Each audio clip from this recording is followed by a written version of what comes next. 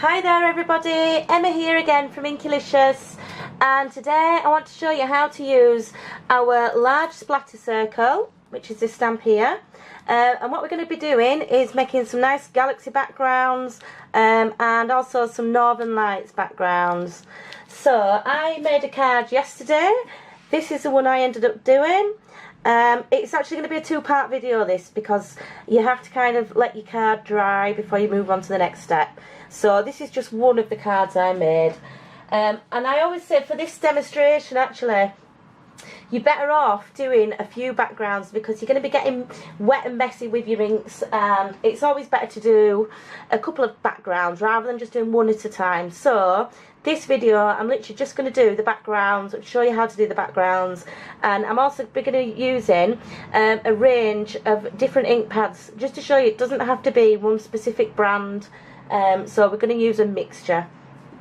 So I found it easier to actually do this with my stamp positioner. So what I'm going to do is I'm going to open it up. I'm going to position my stamp first, and I'm going to try and do this. I know I've got some of the reflections from the lamps in this, but hopefully when I start putting the ink on my stamp, you shouldn't see any of that.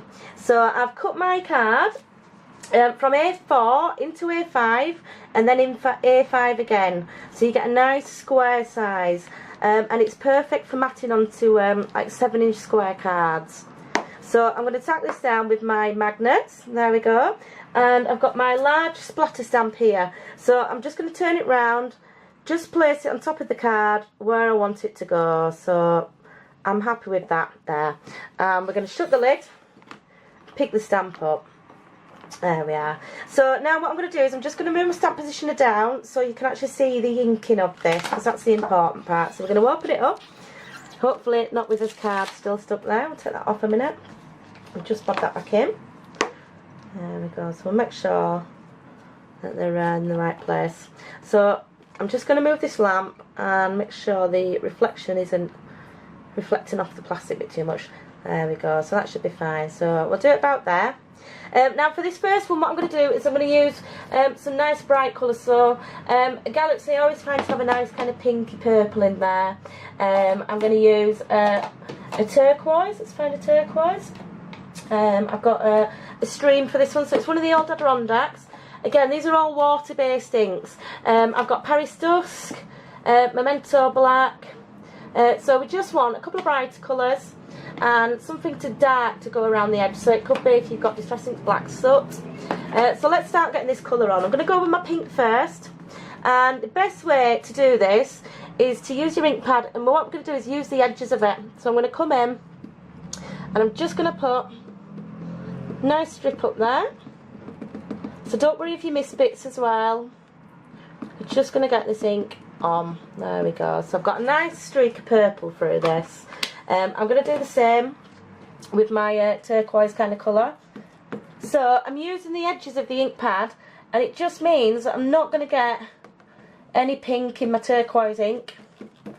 There we go. So we'll start bringing a few of the dark colours in with this. So I want a nice blue, a deep blue, dark blue. Again, these are all water-based inks. There we go. And I'm going to put some black around the edge. So I'm going to come in with my tuxedo black just around the edges.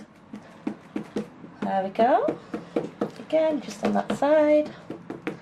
So like I said, don't worry if you've not completely joined up with them. Obviously, you don't want to get different ink in your pads. There we go. Now, if you want to add a bit of twinkle to this, I actually found just using a bit of brilliance at the end. So I always use this as the last one. These are absolutely swimming with ink, so you're not going to need much. And I'm literally just going to use this just in a few places. So literally just dabbing it on. There we go, like I need to. So I've just got a bit of a wishy-wash with my colours. I'm going to take my water spray. And I'm also going to have some kitchen roll handy as well, just to stop any mess. So we're just going to give it a bit of a spritz until you can start seeing it all moving around together. So if I move that up now, you can see it's all kind of starting to run around and do what it wants. So again, I'm just going to move this so you can see. I close my lid. I'm going to push this on. There we go.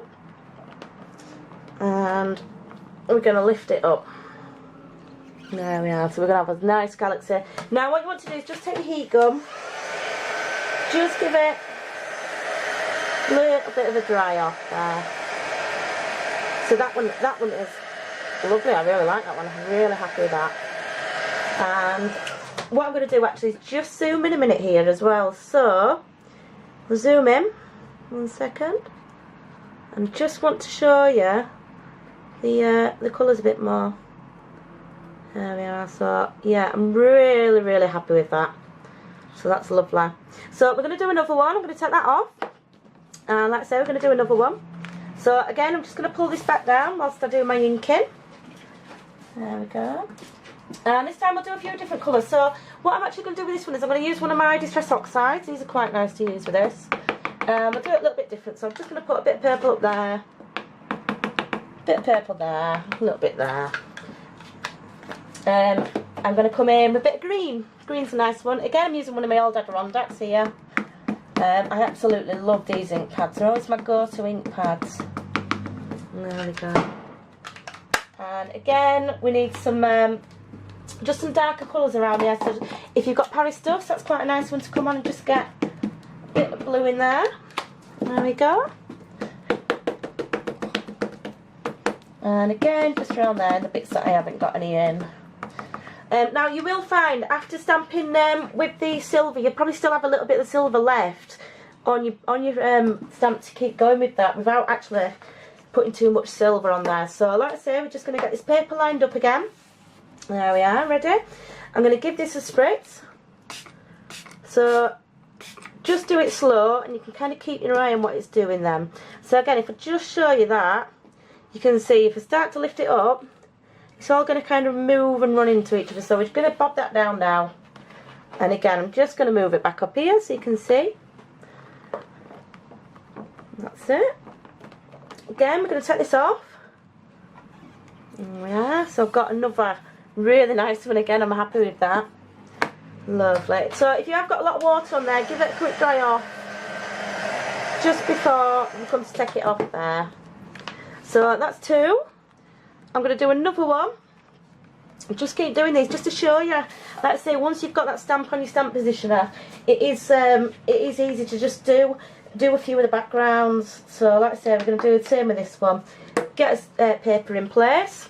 Again, we'll go for some different colours. This time what we'll do is a bit of a Northern Lights one. So I've got orange. If you've got orange in the mementos, again you can use that. So come in, we'll get his orange on. So again, I'm going to do this one quite streaky because I do want it to look like the Northern Lights. So we've got orange. We're going to use a bit of that green. There we go. Like I say, I'm always using that edge of my ink pad. So I want a bit of turquoise in there as well. There we go. And I think we'll go back to his orange again. So again, because I want it to have a bit of a night sky, I need to come in with some sort of black or blue. So we're going to use blue. And there we go. We're around just a bit at the top. And I think I'll come back in just with a little bit of black with that one as well, because I do want it to be a little bit darker. So again, let's give it a spritz. So 1, 2. I'm going to just kind of move it all around there. Can you see? I'm going to quickly, so it didn't drip off. There we are. And you can see it actually under stamp, the water moving around. So you just want, don't push too hard, but you just want to push it so it moves around and it covers the whole of the stamp. So we'll take that off. Again, really happy with that one. So like you see, I can see just a little bit of wet water on mine still. Literally just take your heat gun, just give it a little bit of a dry off with like that. I always take them off. And your best thing to do with these, I find, actually, is give them an iron after with your iron. Obviously, don't use a really expensive iron. Use just an old iron. But you're just going to find that it's going to get it completely super smooth, nice and flat for you. That's why I tend to do a few at a time. So I've got 3 there. I'm so happy with all of those. I think they're lovely. Really, really nice. So have a go. Like I say, this is going to be a two-part video. I am going to show you how to come in and turn these into cards. So like I say, that's the card I did with the first one. I've actually done a few more. These are a little bit lighter. There we go. And I've got a couple more as well. Let's have a look. So these are just ones that I did at home, and I just wanted to just have a little bit of a play. So I did these backgrounds. This one I've used lighter colours, so you obviously don't have to go dark with this stamp as well. Again, just a few more. Just to show you, like I say, I've just been having a really good play. But these backgrounds, I'm so happy with these. I think they look absolutely fantastic. So give it a go. Like I say, have a play with your different inks as well. It's all just done on stamping card. So and I will try and get the second video done after this weekend. So thank you. Thanks for watching, liking and sharing, and I shall see you shortly.